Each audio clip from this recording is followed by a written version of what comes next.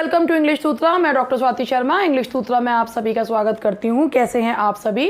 और आज है डे 35। हालांकि मैंने कहा था आप लोगों से 40 डेज स्ट्रैटेजी, बट कुछ किसी न किसी कारण से 40 दिन नहीं हो पाए। और आज मैं आप लोगों की इस सीरीज़ की ये क्लास जो है वो ले रही हूँ। बेस्ट ऑफ लक मेरी तरफ से। आज मैंने कोड भी ये के रूप में केवल यही लिखा है, बेस्ट ऑफ लक।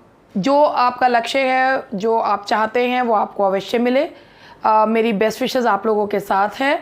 और बिल्कुल बिना घबराए आप लोग अपना काम करिएगा और सब कुछ अच्छा ही होगा। जिसने जो डिज़र्व करता है वो उसे ज़रूर मिलेगा। और इसी के साथ हम लोग आज स्टार्ट करते हैं अपना डे 35। आप लोगों के लिए मैं आज ये जो क्वेश्चन सीरीज़ है ये लेकर आई हूँ और इसको मैं आज आपको बता रही हूँ। उसके बाद हम लोग जो मिलेंगे उसके बाद 7 तारीख के बाद 8 तारीख में अब मिलेंगे। पीजीटी वालों के लिए जो राइटर्स हैं उनके क्वेश्चंस मैं आप कवर करूँगी। तो पीजीटी वालों का जो क्वेश्चंस है कवर करिएगा। और कैसा रहा आपका पेपर 7 तारीख को बताइएगा ज़रूर। 7 तारीख में भी मैं लाइव ज़रूर आऊँगी और आप ज़रूर बताइएगा कि आपका पेपर जो है वो कैसा हुआ, क्या आप लोगों को कुछ बेनिफिट मिला या नहीं मिला। तो ज़रूर बताइएगा जब 7 तारीख को जब आप लोग पेपर देकर आएंगे तो बताइएगा ज़रूर। तो इसी के साथ हम लोग स्टार्ट करते हैं टेस्ट ये वाला। The intelligent boy got the prize, the boy was intelligent. Consider the use intelligent, what which option is correct. तो इसमें हमें ये देखना है कि इसमें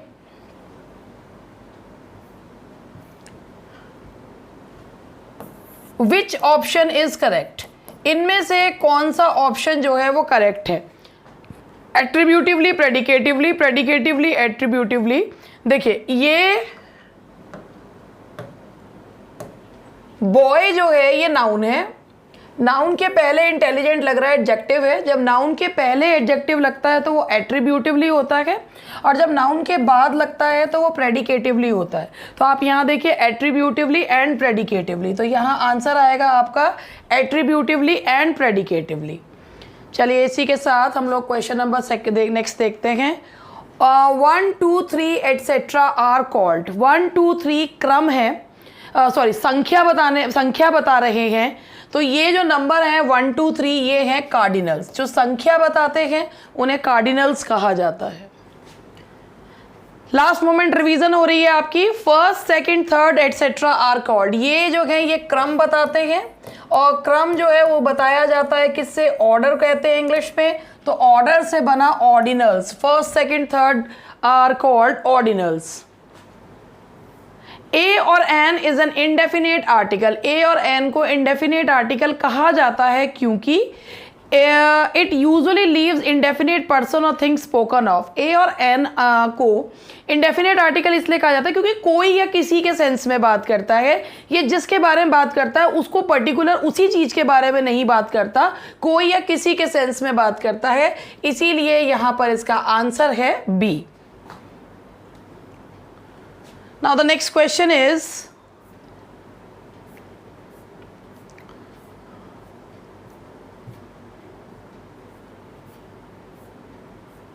question number 5. Consider the use of no in these sentences and trace out the grammatical categories. ये है it is no joke, ये है it is no joke, he is no more, I will not take a no। आप यहाँ पर ये देखिए joke noun है। नाउन के बारे में अगर कोई कुछ भी बताए, मतलब स्थिति ना बताते हुए कुछ और बताए, उसके बारे में नाउन के बारे में कुछ कहे तो वो एडजेक्टिव होता है। तो that is an adjective. He is no more, वो है अब नहीं, इज नो मोर एडजेक्टिव के पहले लगे तो वो एडवर्ब होता है। और किसी वर्ड के पहले अगर ए या एन आ जाए तो वो आर्टिकल जो है नाउन के पहले आता है। तो आप खुद देखिए एडजेक्टिव, एडवर्ब एंड नाउन। अब यहाँ देखिए एडजेक्टिव, एडवर्ब एंड नाउन। तो कौन सा ऑप्शन ठीक हुआ? ऑप्शन सी जो है वो यहाँ पर ठीक हुआ। Now the next question is consider the use of since in these sentences and trace out the grammatical categories. देखिए since that day I haven't seen him. ये दैट डे जो है ये नाउन के पहले सिंस लग रहा है तब से। समय बता रहा है, कोई मैंने बताया कि समय बताने, सिंस फॉर समय बताने के लिए जब यूज होते हैं तो ये प्रेपोजिशंस होते हैं, और प्रेपोजिशंस अपने एकदम ठीक बात नाउन प्रोनाउन लेते हैं। ठीक है, I have been following him for 2 years, I have been following him since 2003। तो ये समय बताने वाले जो होते हैं ये प्रेपोजिशंस होते हैं सिंस और फॉर, और ये अपने बाद सिर्फ नाउन प्रोनाउन लेते हैं। तो तब से कि जब से के लिए, अब ये जो है नाउन प्रोनाउन ले रहे हैं पूरा, तो ये समय बता रहे हैं और अपने बाद नाउन ले रहा है, तो ये हो गया आपका प्रेपोजिशन। ठीक है, since there is no help come let us kiss and part. Since there is no help, हाँ चूंकि अब कोई वो नहीं है, सिंस चूंकि अब कुछ नहीं है, तो चूंकि के सेंस में यूज हो रहा है, और पूरा का पूरा सेंटेंस है that's conjunction.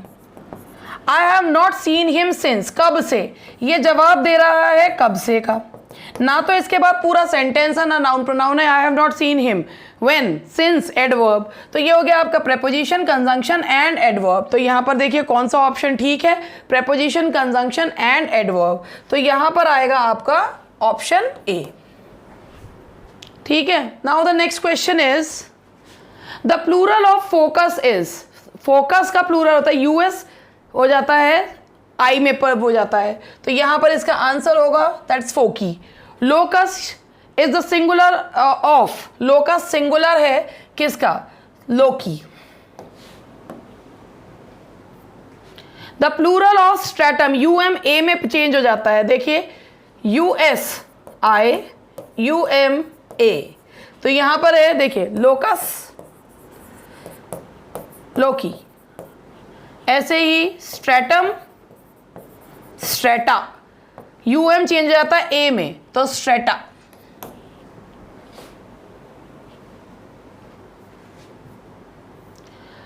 Our cycle dash a lot of trouble these days. आप ये देखिए यहां पर दीज डेज आ रहा है, जो चीज दीज डेज बताती है इसका मतलब होता है कंटिन्यूअस टेंस में।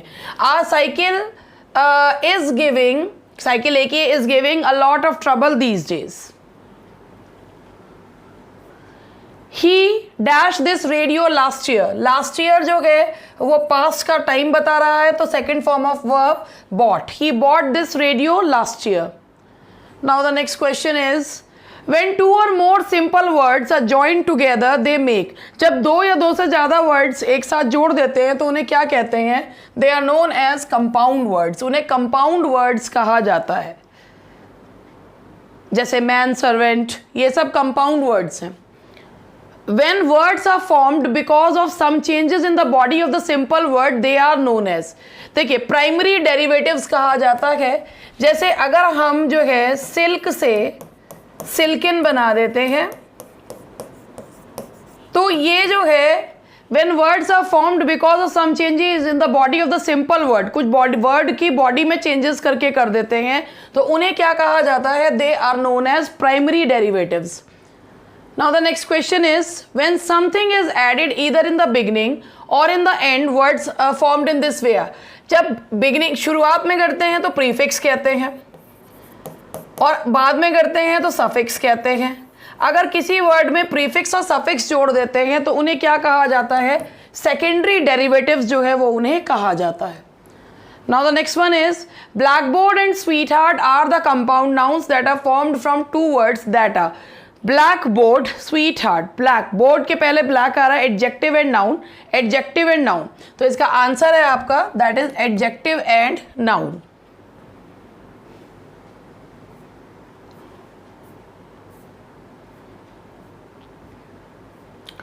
Drawback is the compound noun that is formed from 2 words that are draw verb, back पीछे, back कहाँ, where, adverb, तो ये है आपका verb and adverb, that is verb and adverb।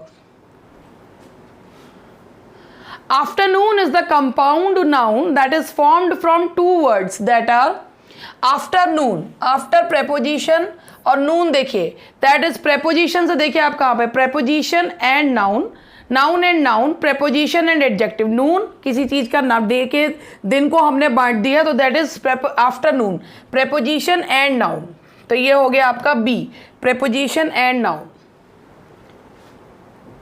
Out law is the compound noun that is form from 2 words, out where, यानी कि adverb, law noun. तो adverb and noun का जवाब जो है ये दे रहा है। Handwritten, noteworthy, homesick, skin deep are the example of. Handwritten, noteworthy, homesick, skin deep are the examples of primary adjectives, distributive adjectives, that is compound adjectives. ये है हमारे handwritten notes, noteworthy things, homesick person, skin deep beauty. तो ये सारे के सारे हमारे क्या हैं, कंपाउंड एडजेक्टिव्स हैं। Blue black is a compound adjective that is formed from two words that are।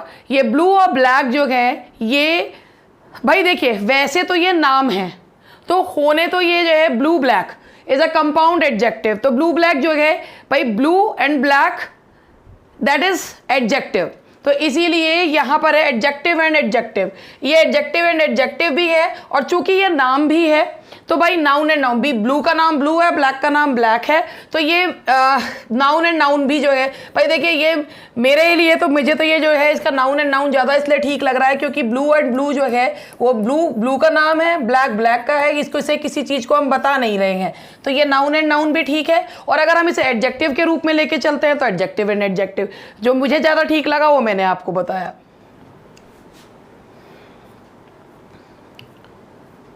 Outspoken is a compound adjective that is formed from two words। Out मतलब adverb, बाहर, spoken third form of verb जिसे participle भी कहा जाता है, तो ये हो गया आपका adverb and participle. Outspoken that is adverb and participle. Noun from verb deem is. Deem से क्या जो है वो नाउन बनेगा, डीम से बनेगा डीम, डीम्ड जो है that is also verb form, that is Doom. Deemed से बनेगा that will be Doom. Now the next one is the first folio of Shakespeare's work had a poem as preface by। First folio जो Shakespeare का work था उसमें जो poem दी गई थी preface में वो किसके द्वारा दी गई थी, that was by Ben Jonson. वो बेन जॉनसन के द्वारा जो है वो दी गई थी। Most friendship is feigning, most loving mere folly, these words occur in। ये words कहाँ देखने को मिलते हैं, most friendship is feigning, most loving mere folly, these words occur in as you like it। देखिए ये as you like it में है, एमियंस के उसमें सॉन्ग में हमें देखने को मिलते हैं। Now the next one is in which Shakespearean play Oedipus complex is reflected। कौन से शेक्सपियर के प्ले में हमें एडिपस कॉम्प्लेक्स देखने को मिलता है, तो ये हैमलेट में देखने को मिलता है। बहुत से क्रिटिक्स ने बाद में ये चीज़ कही है कि Hamlet did not like the marriage of his mother because he himself was suffering from Oedipus complex, तो इसीलिए इसमें जो है ये हैमलेट इसका आंसर है।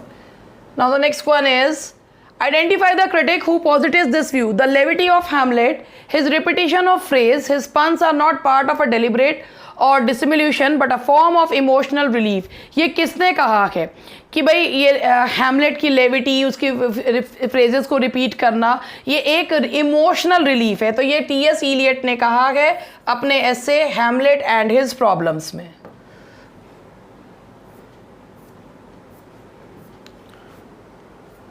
Who utters the word, oh cause, cause, cause, my pretty little cause, that thou didst know how many fathom deep I am in love and as you like it। ये किसने कहा है, ये lines हैं Rosalind की lines हैं ये as you like it में। In which play of Shakespeare is there a tribute to Marlowe as the dead shepherd। इनमें से कौन से प्ले में हमें मार्लो को डेड शेफर्ड के रूप में ट्रिब्यूट दी गई है, तो ये दी गई है as you like it में। शेक्सपियर ने एज यू लाइक इट में हीरो एंड लिएंडा पोएम में से लाइन्स कोट करके मार्लो को ट्रिब्यूट जो है वो पे करी है।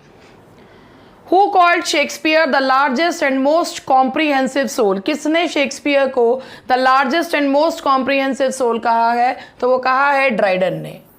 These are the words of Dryden.